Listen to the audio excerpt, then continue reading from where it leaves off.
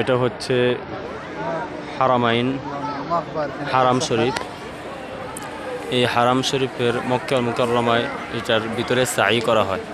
হারাম শরীফের পাশে ওই যে দেখছেন ঘড়ি, আমরা যেটাকে প্রসিদ্ধ, এটার পাশে হচ্ছে আবু জেহেলের, এই যে এটা আবু জেহেলের বাড়ি।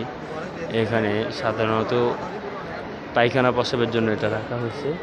দেখেন কত কাছে আবু জেহেলের বাড়ি, কিন্তু এই আবু জেহেল ইসলাম দুশ্মন হওয়ার কারণে, রাসূল সাল্লাল্লাহু আলাইহি ওয়াসাল্লামকে কষ্ট দেওয়ার কারণে এবং পুরাটা জীবন ইসলামের সবচেয়ে বেশি বিরুদ্ধাচরণ কারণে সে আবু জাহেল হয়ে গেল।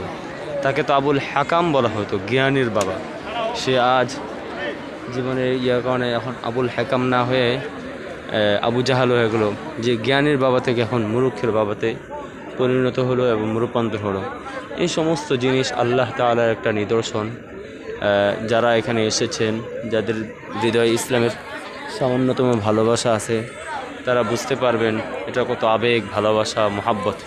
তাই আমরা যেভাবেই পারি খুব চেষ্টা করি যে বারবার এখানে আসার। যারা বারবার একবারও আসতে পারেনি তাদেরকেও তো খুব জরুরি এখানে আসার জন্য, তাদের দরকার।